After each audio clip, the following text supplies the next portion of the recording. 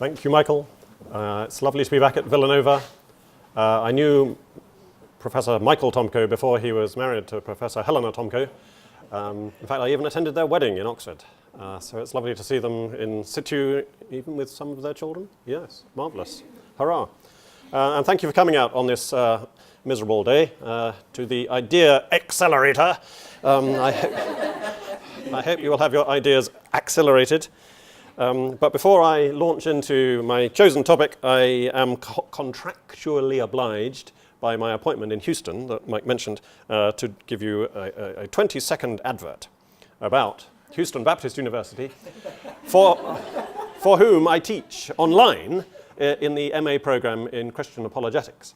And if, after you have finished your time at Villanova, you want to study Christian Apologetics but don't want to live in Houston, which I can well understand, you can do this 100% online. And I have students from Japan and Africa and all over the place who come and study with me, principally C.S. Lewis and Tolkien and Chesterton.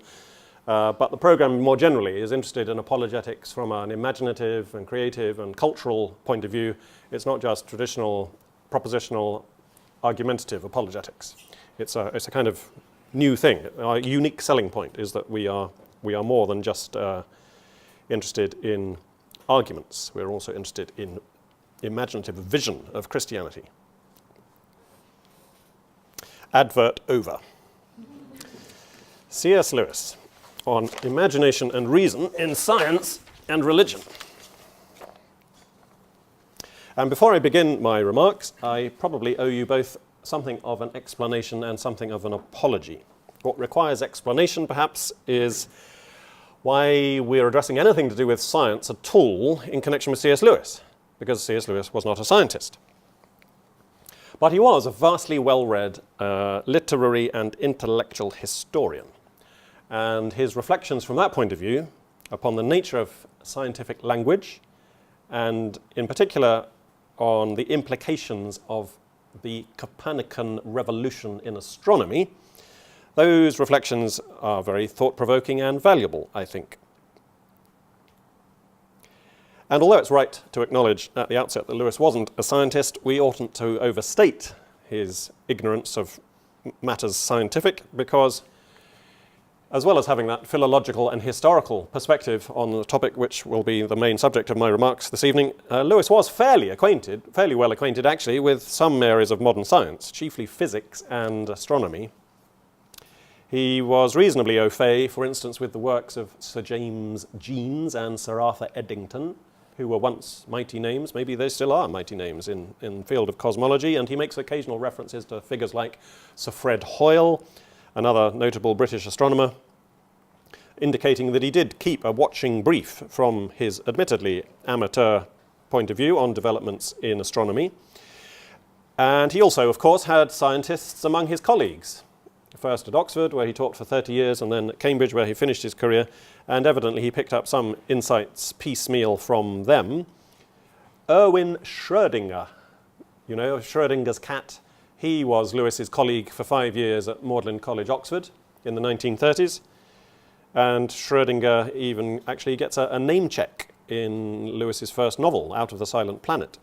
It's interesting to imagine what Lewis and Schrödinger might have talked about at high table at Magdalen, Oxford. So that's the explanation, such as it is, why we're looking at this subject at all. And the apology? Well, the apology has to do with the form of my title, where I've put science and religion next to each other. And by putting science and religion alongside each other in that way, you might perhaps suppose that they are, in Lewis's view, two distinct and even discontinuous disciplines. But as far as Lewis was concerned, that would be a mistake. He once said this in his book on prayer: there's a danger in the very concept of religion. It carries the suggestion that this is one more department of life, an extra department added to the economic, the social, the intellectual, the recreational, and all the rest. But that whose claims are infinite can have no standing as a department. Either it's an illusion or else our whole life falls under it. We have no non-religious activities, only religious and irreligious. In other words, religion, which, if you think about it etymologically, means something like religamenting or religaturing, tying back together, trying to find the oneness, the focal point, the coherence behind the disparate phenomena of life. Religion, in that sense, is the set. And any other discipline, be it science or literature or metallurgy, must be a subset. So science is a subset of religion properly understood in Lewis's lexicon. It would therefore be fair to talk about C.S. Lewis on religion and irreligion, irreligion being where you fall short of your religious obligations and duties and responsibilities. But it would be incorrect to talk about religion and science as if they were standing next to each other on a level playing field. Lewis sometimes attacks scientism, by which he means a certain outlook on the world which is casually connected with the popularization of the sciences, though it's much less common among real scientists than among their readers. But scientism is not science. Science, properly understood, is a noble pursuit in Lewis's view and part of the religious life. For if religion, and in Lewis's case specifically, the Christian religion, if religion and the Christian religion is true, then it must be cosmic, as he says, encompassing everything, including science. And science, therefore, can't be non-religious, though it might become irreligious, either through degenerating into scientism or through other possible corruptions, one of which we'll have cause to look at later in this talk. I'm going to talk, I'm afraid, for perhaps as long as an hour. I'll try to keep it within 60 minutes, and if any of you need to move on to the game, I will quite understand.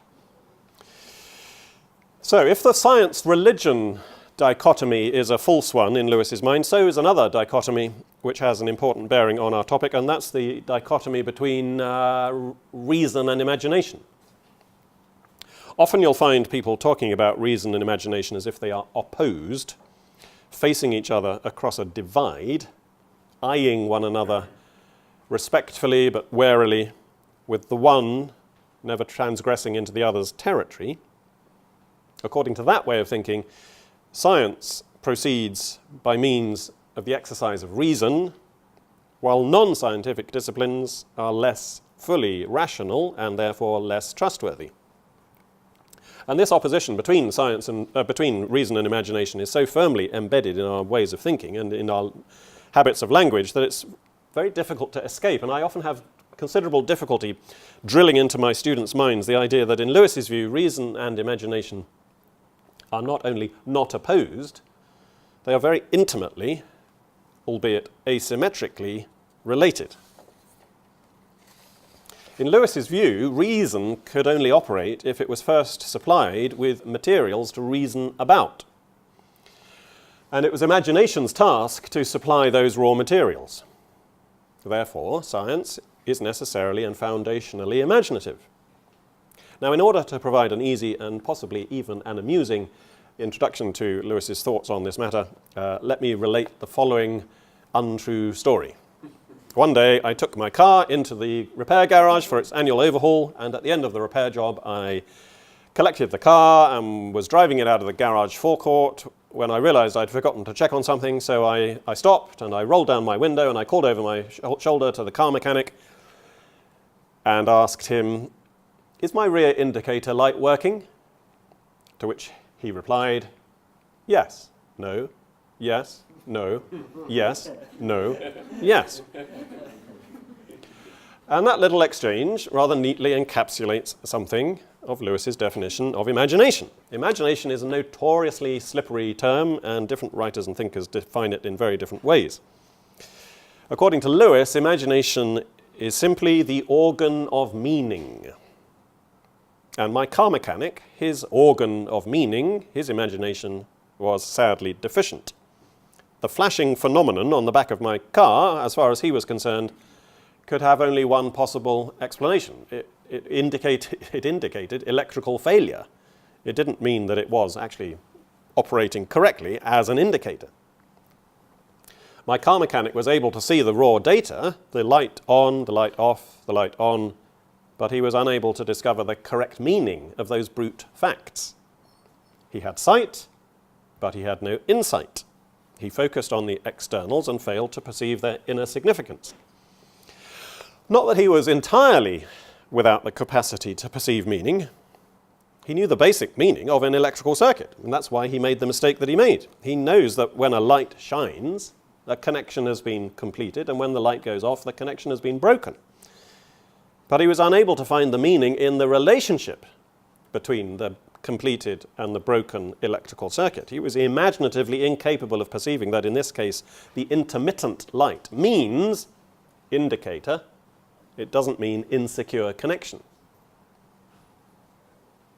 Now, Lewis's definition of imagination as the organ of meaning appears in an important but much overlooked essay called Bluspel's and Flallansphere's A Semantic Nightmare, which is the worst title imaginable for what is really a very important essay. If Lewis had called this essay The Importance of Metaphor in All Our Knowing, people would flock to this essay. But who knows what a Bluspel is? Who can pronounce Flallansphere? These are words he just makes up for the sake of his argument. But anyway, at the end of this very important essay, Lewis defines imagination as the organ of meaning, and then he asks, what's the opposite of meaning? What's the opposite of meaning? Is it error, he says? No, the opposite of meaning is not error, but nonsense. It's meaninglessness, which is the opposite of meaning, obviously. Things must rise up out of the swamp of meaninglessness, out of the swamp of nonsense. Things must rise up. It's really imagination's job to scoop up clumps of apparently meaningless stuff and look at them and shake them and see whether they do in fact have some kind of meaning.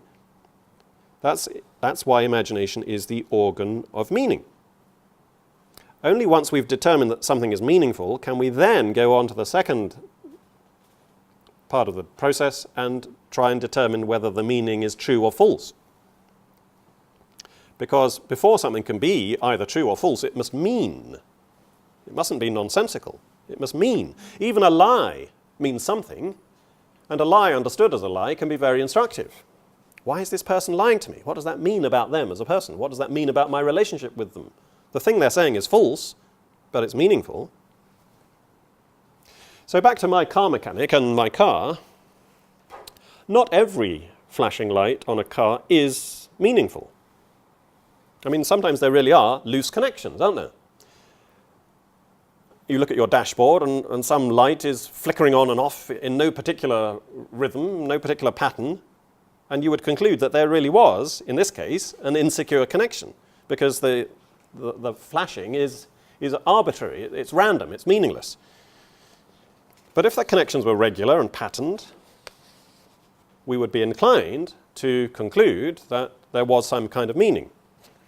But what kind of meaning would they have? A true meaning, showing that the driver was about to make a turning, or a false meaning, showing that the driver had forgotten to cancel the lever?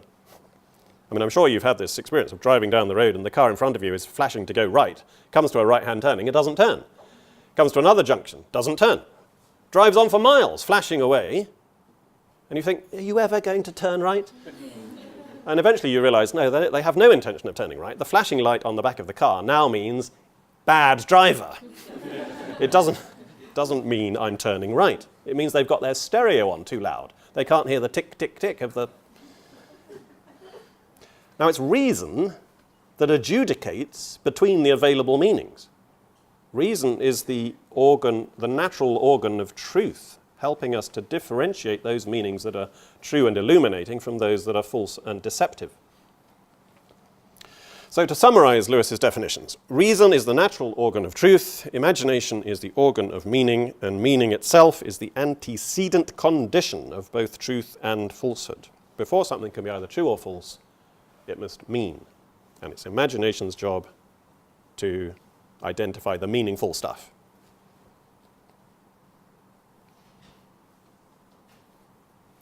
Now, it'll be obvious how, working with these definitions, Lewis viewed science as necessarily and foundationally imaginative. For science works with meaningful things that it then reasons about.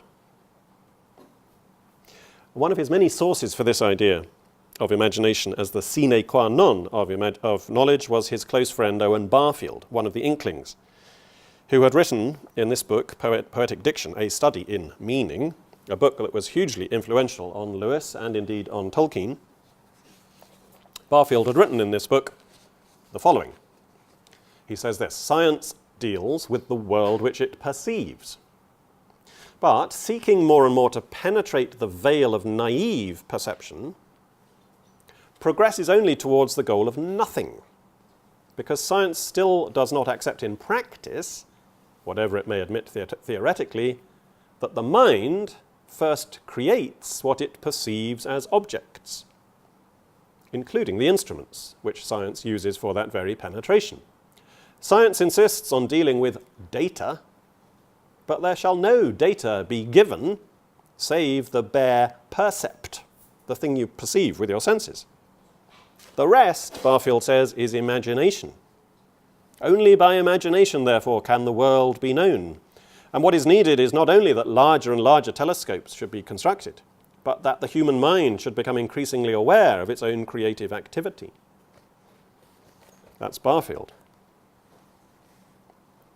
And he goes on to argue that Newton, Sir Isaac Newton, when he came up with his discovery of gravity, was not so much discovering a new fact as developing meaning, because the word gravity already existed, and it meant weight.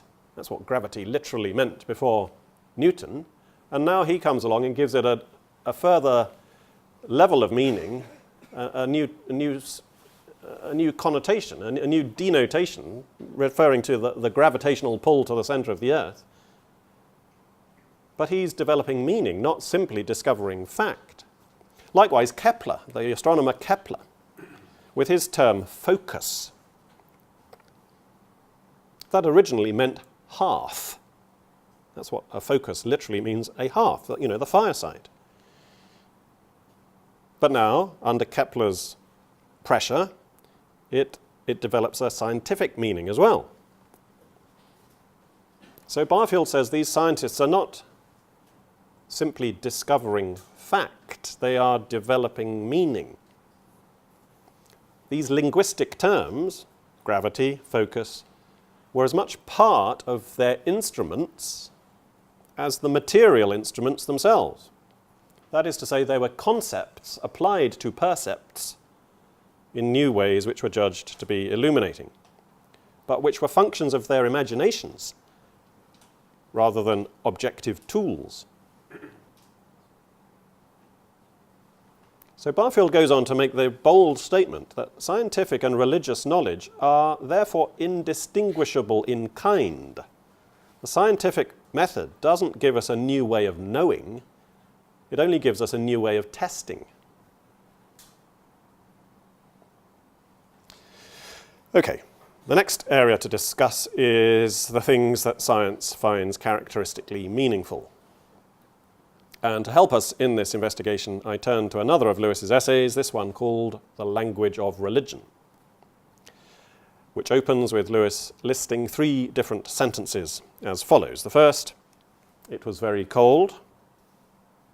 The second, "There were 13 degrees of frost." And thirdly, bitter chill it was. The owl, for all his feathers, was a cold. The hare limped trembling through the frozen grass, and silent was the flock in woolly fold. Numb were the beadsman's fingers.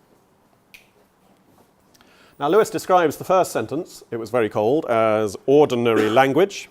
He describes the second, "There were 13 degrees of frost," as scientific language. And he describes the third, which is a quotation from John Keats's poem, The Eve of St. Agnes. He describes this as poetic language. And he says that scientific and poetic language are 2 artificial perfections upon ordinary language. By artificial, he simply means that scientific and poetic language depend on certain artifices, on certain skills.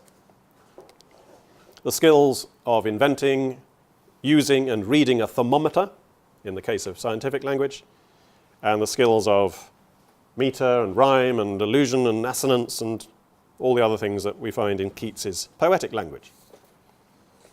And Lewis notes that the ordinary language could advance by degrees towards one or other of the other two kinds.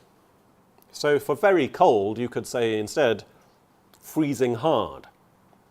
And instead of freezing hard, you could say freezing harder than last night. And by such tweaks and revisions, your ordinary language could get closer and closer to the precision of scientific language. Alternatively, you could say, instead of very cold, bitterly cold. And then you'd be getting nearer to poetic language. In fact, you would have anticipated one of Keats's own terms. Having made these various observations about different kinds of language, Lewis then proceeds to draw the following conclusions. He says the superiority of the scientific statement, there were 13 degrees of frost, consists in giving for the coldness of the night a precise quantitative estimate which can be tested by an instrument. The test ends all disputes. If the statement survives the test, then various inferences can be drawn from it with certainty. For example, various effects on vegetable and animal life can be predicted. It is therefore of use in what Francis Bacon called operation. We can take action on it. On the other hand, it does not of itself give us any information about the quality of a cold night. It doesn't tell us what we shall be feeling if we go out of doors. And if, having lived all our lives in the tropics, we didn't know what a hard frost was like, the thermometer reading would not of itself inform us. Ordinary language would do that better. Your ears will ache. You'll lose the feeling in your fingers. You'll feel as if your toes were coming off. So those are some of the advantages and disadvantages of scientific language. When he turns to poetic language, Lewis says that its superiority over ordinary language is a more troublesome affair. He says he feels fairly sure what this example of poetic language doesn't consist in. He says it doesn't consist either in discharging or arousing our emotions. It may, in fact, discharge or arouse our emotions, but he doesn't think that's the distinctive quality of it. He says, I don't think our bit of Keats differs from the ordinary statement it was very cold, primarily or solely by getting off Keats's chest mere dislike of cold nights, nor by arousing dislike of cold nights in me. There is no doubt some getting off the chest in the exclamation, ah, and the adjective bitter, but personally I don't feel the emotion to be either Keats's or mine. It is for me the imagined people in the story who are saying, ah, and bitter, not with the result of making me share their discomfort, but of making me imagine how very cold it was. And the rest is taken up with pictures of what might have been observed on such a cold night. The invitation is not to my emotions, but to my senses.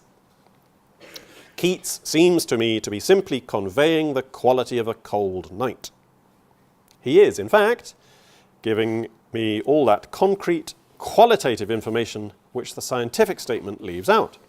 But then, of course, Keats is not verifiable, nor falsifiable, nor precise, nor of much use for operation. You can't take action on that bit of Keats. So this helps show us the distinction between poetic and scientific language and the things they tend to find meaningful. Science finds quantitative things meaningful. Things that you can quantify, measure, test, and test again under laboratory conditions. They are useful in operation. And it's for this reason that scientific statements are so verifiable or falsifiable. They are, as Lewis puts it, far more easily cached than statements made in either ordinary language or poetic language. But the poet, John Keats, might reply that, of course, it will always be easier to cash a cheque for 30 shillings than one for £1,000.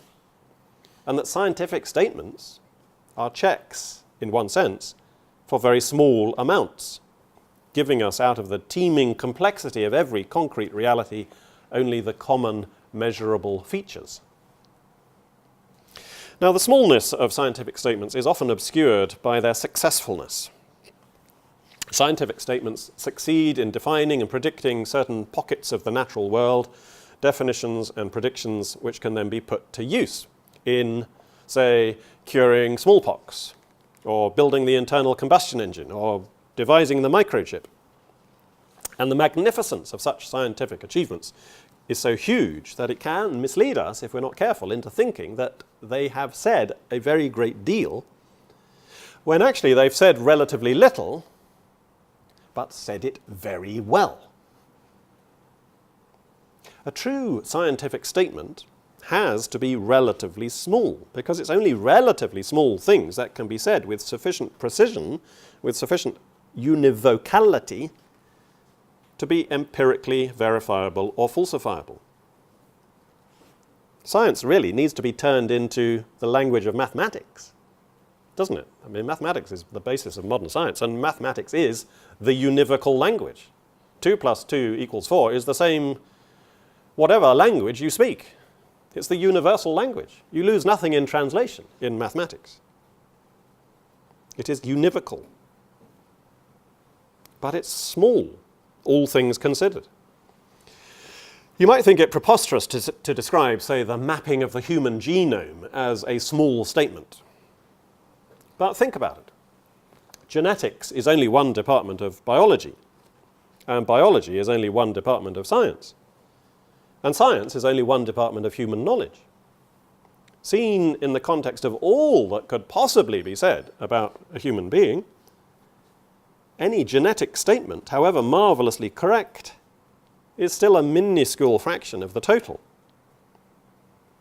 And when you start trying to make the larger statements, you move into ordinary language, the language of the humanities and the arts, and then finally into the language of religion. Because religious statements, by saying things which attempt to explain life in the round, to give final explanations for things, use language which is very hard to quantify or to measure or to test. But that's because religious statements are trying to say a very great deal. They're trying to find the unity, the oneness, the heart of all reality. Here, the stake is not a mere 30 shillings, but every penny you have, your life, your soul. You will die for a religious statement, very probably, if you're a true believer.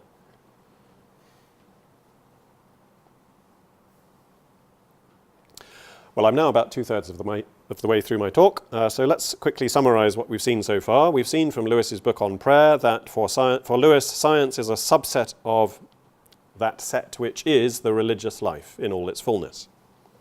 We've seen from Blussballs and Flallenspheres that science is fundamentally imaginative, like all forms of human language and knowledge. And we've seen from the language of religion that science makes statements that are small but tremendously useful. Now, in the last part of my talk, I want to focus in on one particular scientific statement or scientific development that Lewis paid particular attention to. And the biggest book that Lewis ever wrote is our concern at this point. Here it is, English Literature in the 16th Century, Excluding Drama. Snappy title, I think you'll agree. It was part of this Oxford History of English Literature, a multi-volume series of books by different authors, and Lewis abbreviated Oxford History of English Literature to Oh Hell. This was his Oh Hell book. It took him 15 years to write, and it's a 700-page doorstopper. But it's surprisingly readable. If you don't know it, I would encourage you to take it on sometime. And so this is where we come to Lewis's interactions with science from the point of view of a literary and intellectual historian. So the 16th century. Lewis is an expert in the literature of the 16th century. Now, what happened in the middle of the 16th century? Scientifically, but Nicholas Copernicus, who published his book on the revolutions of the heavenly spheres in 1546 and revolutionized astronomy. The Copernican revolution in astronomy has been described as possibly the biggest change that there's ever been in the history of human thought. Because Copernicus relocated Earth. He gave us a different address.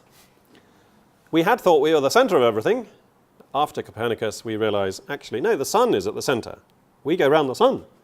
The sun does not go around us, as everyone had previously believed. Copernicus is kind of a big deal. And Lewis was interested in the imaginative effects of the Copernican revolution, because as a literary critic and literary historian, he wanted to see how the new heliocentric cosmos that Copernicus had ushered in would have effects in the literature of the period.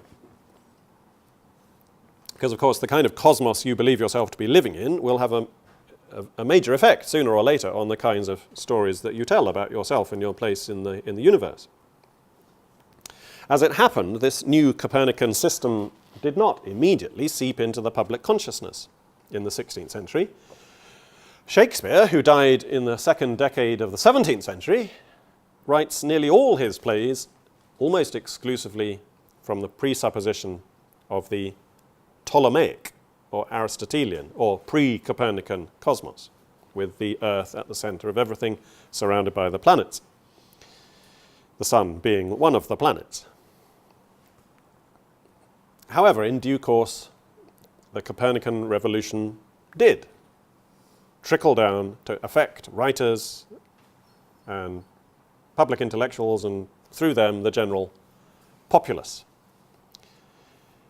Indeed, Copernicus would eventually become a kind of hurrah word for writers who wished to caricature the Middle Ages as a bad period from which humanity did well to escape. And such lazy journalistic thinking Lewis satirizes in the lecture he gave when he began to be professor of medieval and Renaissance English at Cambridge. He invited his audience on that occasion to reread the first chapter of a book called Early Tudor Poetry by a chap called J.M. Burden. And Lewis said this in his inaugural lecture at Cambridge. Early Tudor Poetry is still in many ways a useful book, but it is now difficult to read that opening chapter without a smile. We begin with 29 pages of unrelieved gloom about grossness, superstition, and cruelty to children. And on the 29th page comes the sentence, "The first rift in this darkness is the Copernican doctrine," as if a new hypothesis in astronomy would naturally make a man stop hitting his daughter about the head. Now that's one effect that the Copernican revolution had. It allowed lazy writers to start hitting the Middle Ages over the head. But obviously it's not a very important effect, and Lewis includes it at the start of that lecture just to amuse his audience. The more serious effects of the Copernican revolution on human imagination relate to what Lewis calls the mythology that follows in the wake of science. That's a phrase from his first Ransom Trilogy novel. The mythology that follows in the wake of science.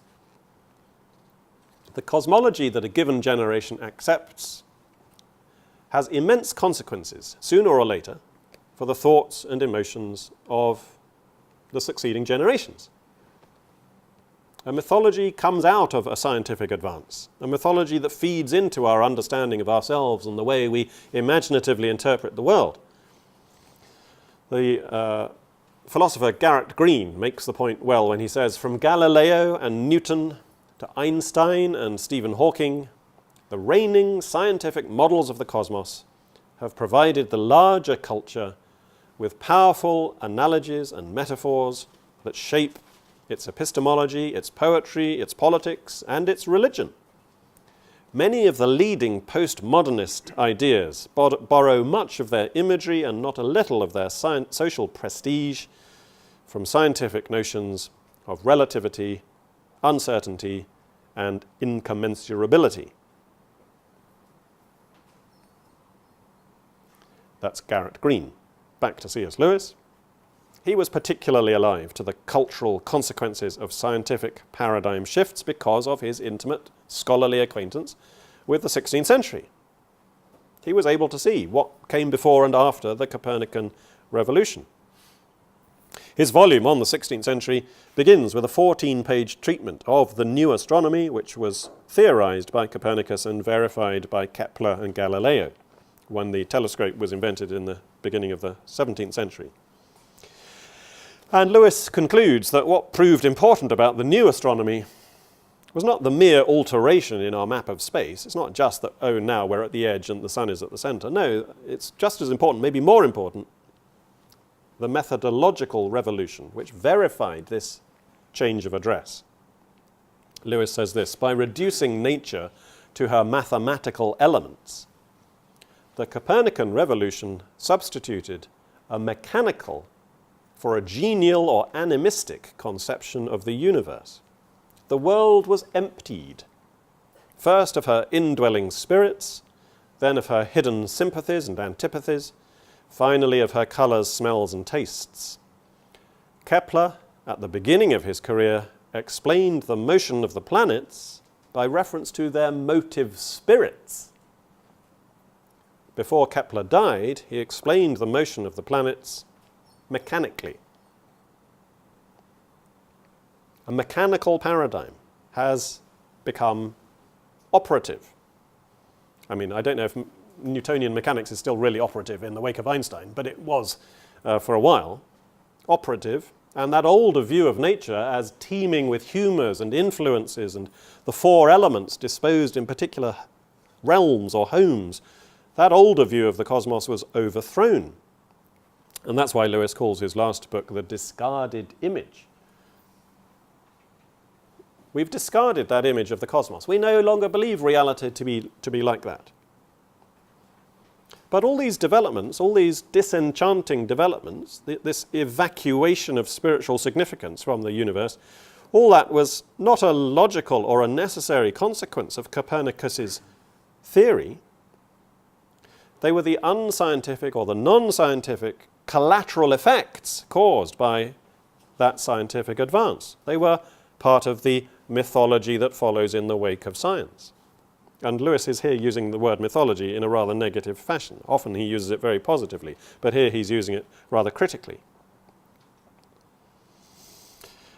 Similar non-scientific or unscientific effects follow every major scientific paradigm shift, as Lewis points out in a pair of lectures he gave at Cambridge in 1956.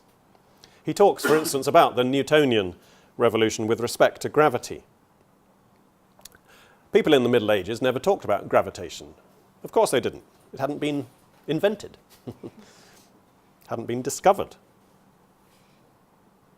In the Middle Ages, they talked about every natural object having a native or proper place or home. And it's always trying to get there, trying or desiring, longing even to get there. So when unimpeded, flames move upwards. That's where their home is, up there. That's where they're trying to get. Solid bodies move downwards because they want to go, you may call it, home, he says. This wasn't animism. People in the Middle Ages didn't really think that all matter was sentient. They would distinguish animate and inanimate as clearly as we do. They would say that stones, for instance, had only being, that vegetables had being and life, that animals had being, life and sense, and that man had being, life, sense and reason. The truth is, Lewis says, that that language of inanimate bodies seeking home, used in the Middle Ages, was the same kind of language that the modern person uses when speaking about the laws of nature. Lewis says this: when a modern says that the stone fell in obedience to the law of gravitation, he does not really think there is literally a law or literal obedience. That the stone, on being released, whips out a little book of statutes, finds the chapter and paragraph relevant to its predicament, and decides it had better be a law-abiding stone and come quiet. Nor did the medieval man believe that the stone really felt homesick, or felt at all. Both ways of putting it are analogical. Neither speaker would usually know any way of expressing the facts except by an analogy. But of course it makes a great difference to the tone of your mind which analogy you adopt, whether you fill your universe with phantom police courts and traffic regulations, or with phantom longings and endeavours.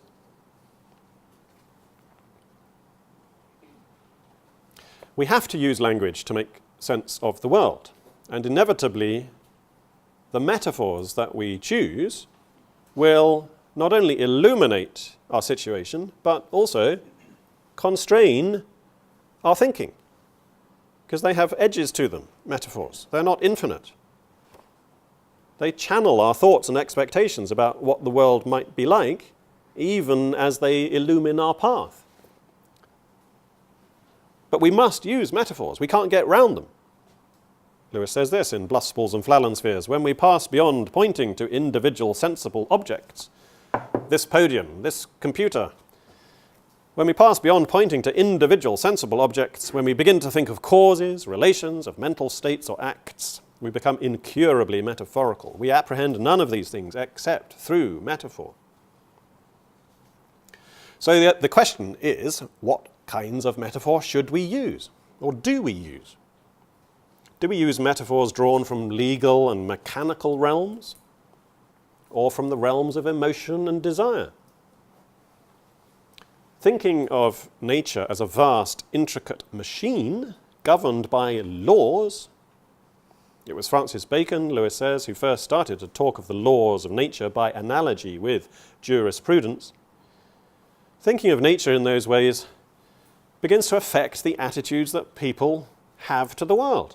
They begin to make people suppose, however subconsciously, that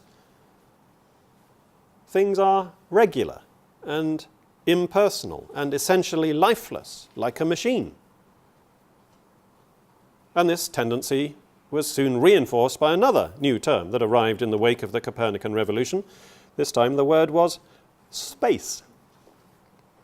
Space, to describe the space above our heads, where the planets and the stars are, that particular meaning of the word space is relatively modern. It came about in the 17th century. It was coined, first of all, not by a scientist, but by a poet, John Milton, in Paradise Lost.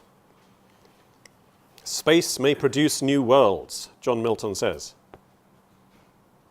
And the fact that it was a poet, not a scientist, emphasizes Lewis's point about the effects of science often being unscientific or non-scientific. The new scientific paradigm of the Copernican cosmos feeds out into the larger culture and has all sorts of effects and is put to all sorts of uses with all sorts of implications that have nothing to do, necessarily, with whether the Earth goes round the sun or not. But to think of the firmament above our heads as space rather than as the heavens, as was the commonly used term before the time of Copernicus, that's to introduce a whole new quality of emptiness and hollowness into our understanding of the universe. Space, the final frontier. Earth is now adrift in a void, rather than being the focus of the heavens which are telling the glory of God. Look up into the night sky these days, Lewis suggests, and you'll find, if you're a typically modern person with a typically modern imagination, that it's the blackness and the vacuity that strike you.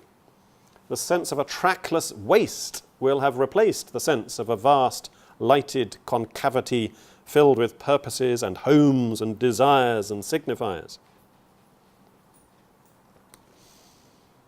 In our world, said Eustace, a star is a huge ball of flaming gas. Even in your world, my son, that is not what a star is, but only what it is made of, said Ramandu, who in that world, the Narnian world, is a star. Eustace, we see, is a typically modern boy with a typically modern imagination who thinks in terms of quantity, of the material qualities that constitute a star. He has no concept of the heavens telling the glory. He's a materialist reductionist. Now, what Lewis is suggesting in all these passages is, I think, that we need to be careful about the knock-on effects of scientific language and to ask whether all the apparent implications of a new term need to be embraced.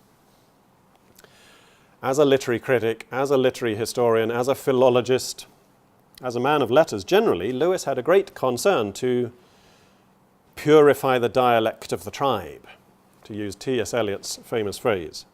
And you only need to read Lewis's fascinating book, Studies in Words, to see how minutely Lewis inspected every ramification of certain words. And if you're interested in religion versus science debates, you would benefit, I'm sure, from reading Lewis's chapters on the words nature and world and life, and looking at many of the clusters of confusions that group themselves around those terms. There can be diseases in language, and there can certainly be fashions in language.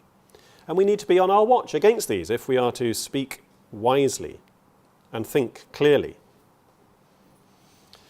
Back to Owen Barfield and poetic diction. Barfield said, "Of all devices for dragooning the human spirit, the least clumsy is to procure its abortion in the womb of language."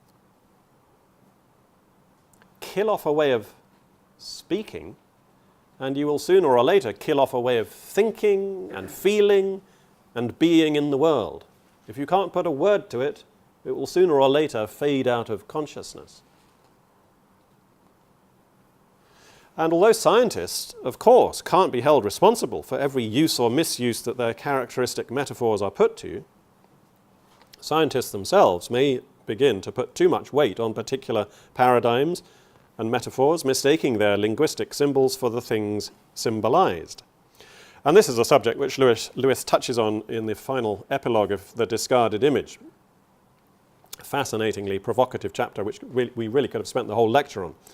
But let me finish by just quoting from the final two paragraphs of that epilogue to The Discarded Image, and then by showing some of its relevance to Lewis's perspective on Christianity, because we need to get back to religion. We've talked a little bit too much maybe about science.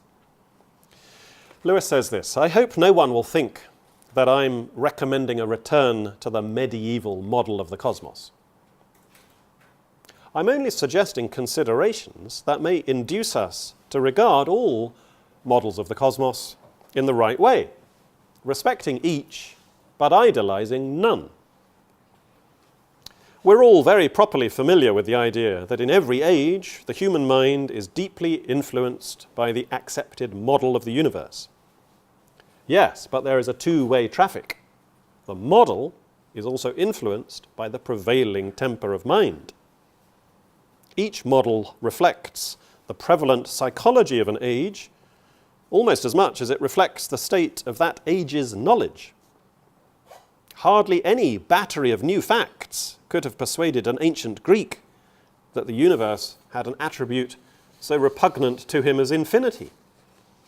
Hardly any such battery of new facts could persuade a modern person that the universe is hierarchical."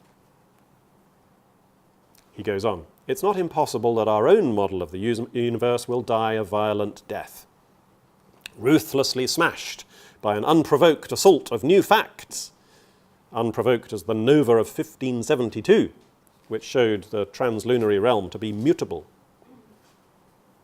But I think it's more likely to change when and because far-reaching changes in the mental temper of our descendants demand that it should change. The new model of the cosmos will not be set up without evidence, but the evidence will turn up when the inner need for it becomes sufficiently great.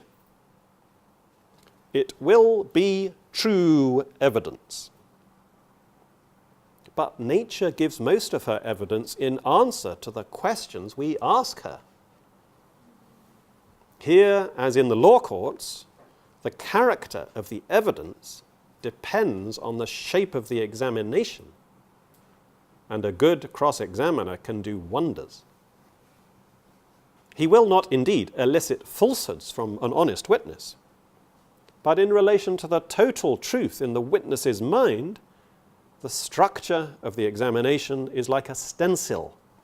It determines how much of that total truth will appear and what pattern it will suggest. That's the end of The Discarded Image. So you see there, Lewis is urging scientists to hold their metaphors and their overall paradigms with a due provisionality, reminding them that an image of the cosmos, no less than an image of the divine, can become a graven image, an idol. We must respect all models of the cosmos, but idolize none, he says. Science, no less than religion, needs a degree of humility. It ought not to suppose that it can fully capture reality in its own terminology. So turning for a moment from science to religion, in Lewis's view, an image of Christ, say, even a scriptural image of Christ, such as the Word of God, or the Shepherd of Israel, or King of Kings, or the Bread of Life, those scriptural images can't in themselves contain the entirety of that which they point to. They're only symbols, like the reality in some respects, but unlike it in others. And therefore they need correction from the different linguistic symbols. We're talking about language here, not about sacraments. To that extent, this religious kind of language is just the same as an image of the cosmos in scientific language. The Einsteinian view of the cosmos hasn't completely supplanted the Newtonian model, and the Newtonian model did not completely supplant the Ptolemaic model, at least not in every respect.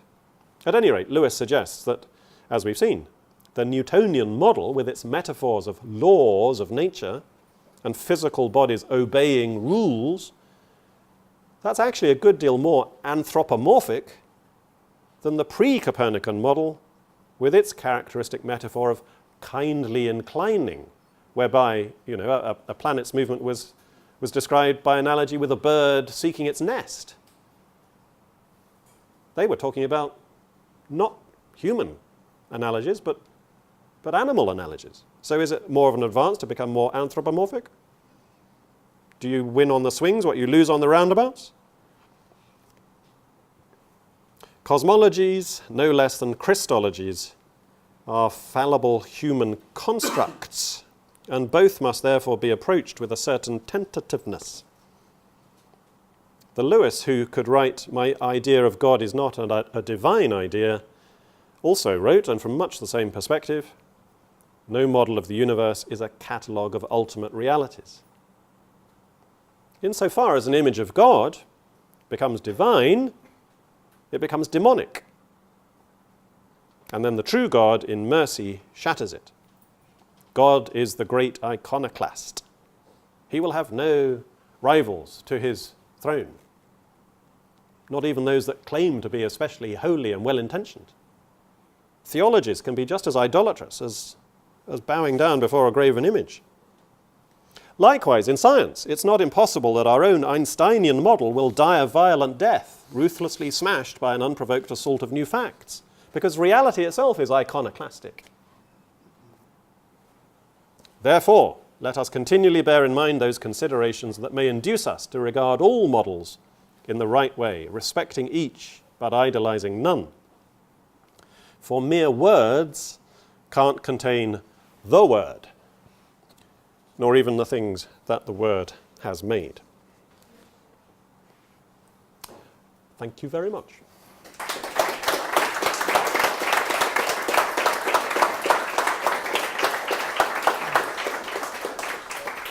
We have some time for questions. You can ask C.S. Lewis, or you can ask the Ward there. Questions?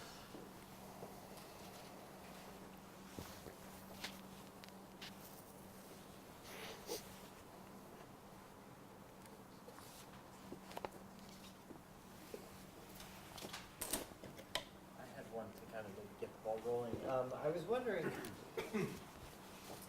the different languages of science, religion, and the way that they sometimes come into conflict. And Lewis very much aware of this in his thinking.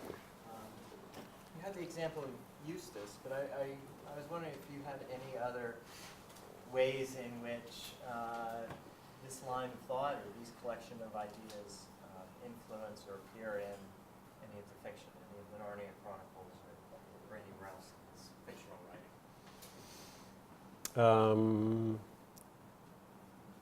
Which cluster of ideas, sorry? Well, just like what we've been hearing so Right, far. yeah. The way that his thinking on science and religion, science and imagination, Right.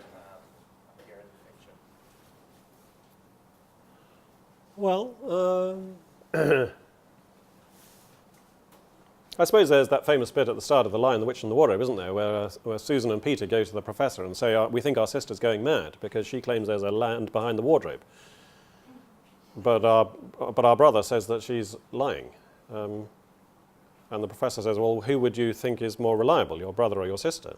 Who's more truth-telling kind of character? And they would say, well, normally we'd say Lucy. But there can't be a magical world behind the wardrobe because when we looked, it wasn't there. And if things are real, they're there all the time. Are they? Says the professor. So there's a nice little encapsulation of rational inquiry and its presuppositions about things being certain and continuous, which is a big assumption. Who is to say that worlds are always there behind wardrobes? Sometimes they may be there, sometimes they may be not. That's one thing that comes to mind. And maybe Till We Have Faces comes to mind too, because there's that moment where Psyche, where Orwell in that novel has her own story told back to her by the priest of Essur. And she's angry with him, because she says, he's telling the whole story wrong. He's making it out as if I, Orwell, was jealous. But I wasn't jealous. Oh, yes, you were. So there she's having her own paradigm challenged by another perspective, and she's got to wrestle with which of them is the more correct. So then this is just a detail, but what's the chronological relationship between The Lion, the Witch, and the Wardrobe and the time that Lewis spent with Schrödinger? The Lion, the Witch, and the Wardrobe was written in the late 40s, and Schrödinger was at Magdalen, Oxford in the mid-30s. Because that's like Schrödinger's cat in the box, right? Yeah, yes. Yeah, and there's that reference actually in The Four Loves. You remember in the chapter on friendship, where Lewis talks about how some people claim that all close male friendships must be secretly homosexual. And he says, well, if we make that assumption, it's like saying there's an invisible cat in that chair. How could you disprove it? Because invisible cats can't be seen by definition. But, well, that just goes to prove there is a cat there. We just can't see it. Is that Schrödinger as well? I don't know. I don't know enough about Schrödinger's cat, but that came to me. Yeah.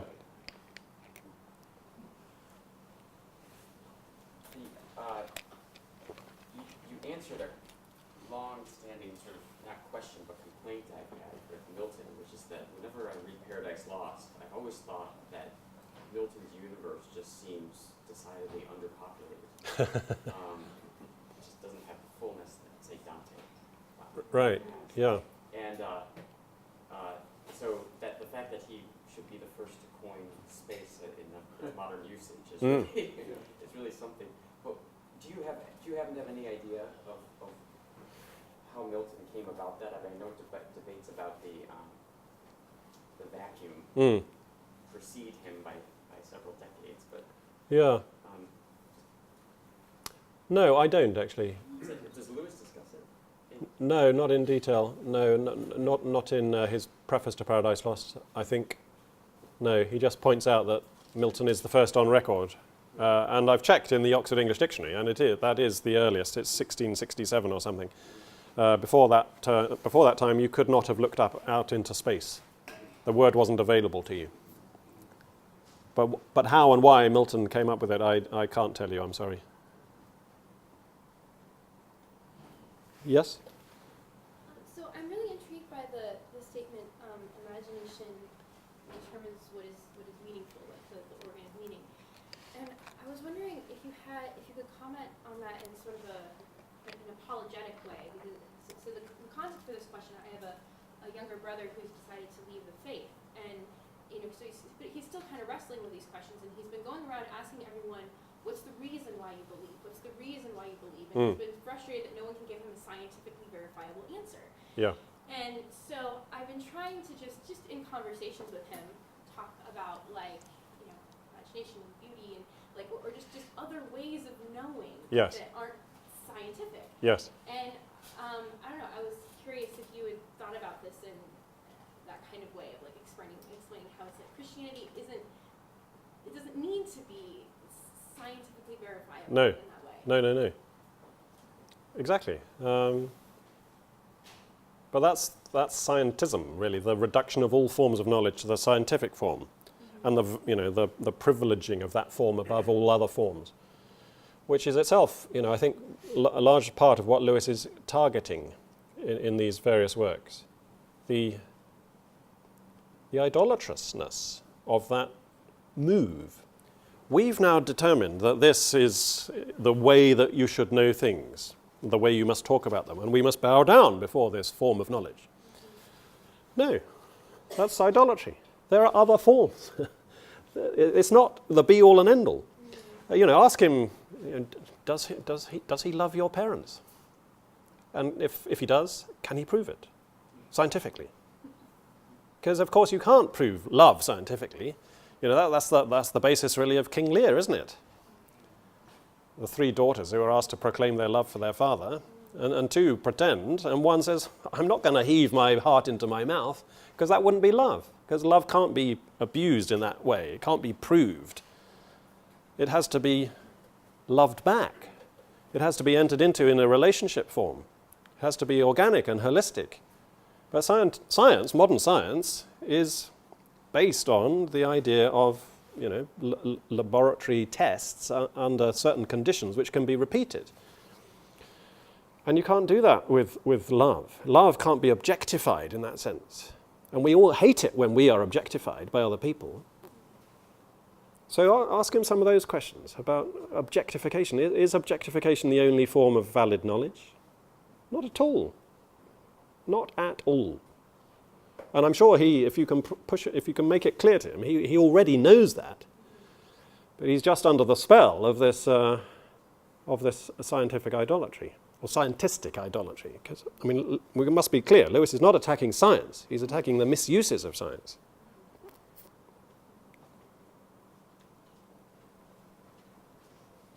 Did you have a question? Yes?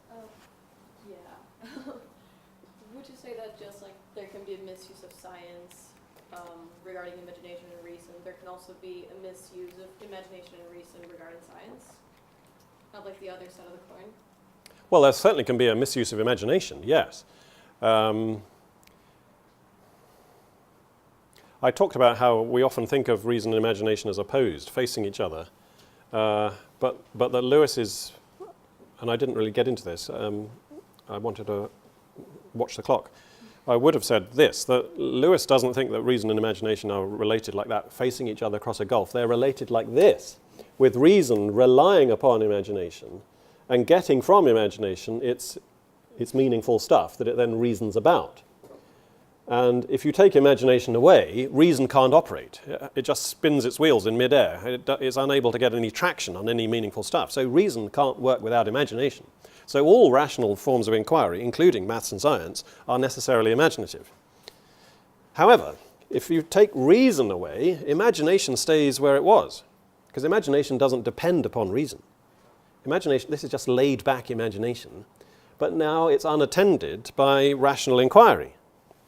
And Lewis wants to call that imaginative state of affairs the merely imaginary. Who knows whether it's true or false? It's meaningful. It may be very potent and suggestive. But who cares whether it's true or false? That's merely imaginary. That's the kind of situation which leads into superstition and credulity. It's the kind of situation, really, that we experience every night in our dreams. Because all sorts of meaningful images flood through our minds in our dreams. We're swayed this way and that by things which feel terribly potent and meaningful. But we're not usually concerned in our dreams with whether they're true or false. Sometimes we wake up in the morning and we have learnt something in our dream. Because dreams can sometimes be revelatory, but usually they're not. Usually they're just the churn of our day's experiences, working themselves out. But if you bring that kind of dream life into waking life, if you give up on rational inquiry, that's a terrible state of affairs. That's anti-intellectualism of the worst kind, which can, unfortunately, affect some people's views of science. They become terribly suspicious of scientific claims. and they sink back into this merely imaginary state of affairs, which is not a good state of affairs, and certainly not one that Lewis would lend any credence to. And of course, that level of credulity can be applied to religion just as much as to science. It can be applied to everything. Yeah, would you consider this an example? I mean, it seems to me that, out of, let's say, people with high school education or more, about 999 out of 1,000 still imagine the physical reality of our universe in terms of Newtonian physics and the Bohr model of the atom, and the sort of, really scientifically literate people who understand Einstein and Heisenberg know that that's wrong. Yeah, yeah. Or understand that this is a kind of false imagination. Yeah, yeah. So, in what sense, how would you kind of account for that in these terms that you're using about the separation or not of the two?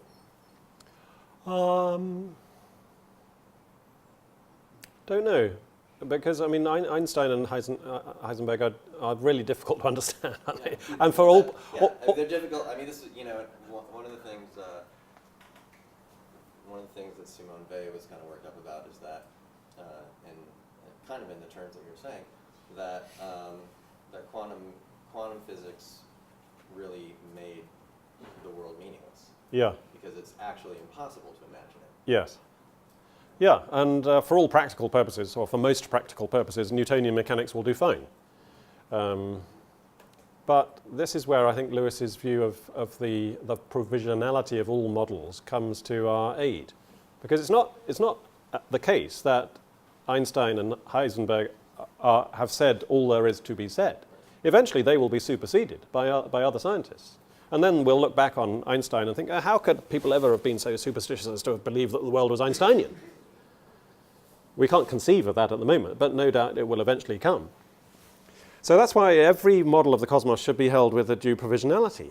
And there should always be a distinction between our mental concepts and our actual experience. Chesterton is interesting in this regard on the subject of the Copernican revolution. He says in his Defense of Planets, I think it is, that it's impossible really to believe that Copernicus was right. Because it really does seem as if the sun goes across the sky. From our perspective, the pre-Copernican cosmos makes much better sense. And we shouldn't discount our own perspective, because that's part of the total picture that we're trying to understand. So the discontinuity between our practical experience and our theoretical understanding is not new to Einstein. It started out with at least Copernicus and perhaps even earlier. I don't know. I'm not a historian of science, but all of which is to say that our perspective is our perspective and it matters. Theoretical understandings, however marvelously correct they may be on paper, if they can't be lived, shouldn't be treated with undue reverence. Yes, sir. Hi, thanks for being here. I was wondering if C.S. Lewis knew anything about Buddhism? I don't know that he knew much about Buddhism. His friend Don Bede Griffiths got a bit into Buddhism, didn't he? Am I mistaking that? Yeah, I mean, I think he was kind of interested more in Hinduism, wasn't he? Yeah. Oh, it's Hinduism with Griffiths, not Buddhism. Yeah. Yes. But say more. Why are you asking the question? Just like the emptiness of form in relation to quantum mechanics, but Right. to the perspective Yeah. that the reality is produced in the mind of the person. Yeah. Well, probably the place he touches on that most nearly, and even there it's not explicitly related to Buddhism, is his book on prayer, Letters to Malcolm, his last book. It came out the year after his death, actually. And there he does talk about my perception of this table, he says, is that it's solid. but the scientist will tell me it's mostly empty space. So there he is wrestling with his own perceptions and what theoretical accounts of reality tell him on the other hand, and the apparent mismatch. So read Letters to Malcolm for more on that, though it doesn't, I'm afraid, really talk about Buddhism. And I don't know that Lewis was especially interested in Buddhism. It doesn't really occur in his unpublished writings. I think he thought that the best account of reality was certainly, by far and away, the Christian account, and that part of Christianity's validity was to be found in the center of the Christian faith is the one who straddles the divide between the temporal and the eternal, but between the local and the infinite. Christ is the God-man who can get over Lessing's ugly ditch between the eternal verities and the sublunary mundane compromises that we all have to make. So I think that's why, among other reasons, why Lewis was a Christian, because there in Christ you have someone who's resolving the tension and touching both poles at once. Because I'm sure he wouldn't have accepted anything like the Buddhist claim that it's all a kind of mirage. Is that a fair term? I'm not enough of a Buddhist myself to know, but I think that's how it at least seems to the Western mind. And Lewis wouldn't have wanted to go down that track. I think, the word became flesh. The word can be translated as, reason. Reason or sense, intelligibility became flesh in Christ. So there is finally a kind of harmony between the human mind and the phenomena that we perceive. We're not in the wrong universe. We are at home here, but not finally at home, because we have an eternal city which awaits us beyond the heavens. And we have other homes to go to too. So we should probably break now. And what a great segue. You should be a radio.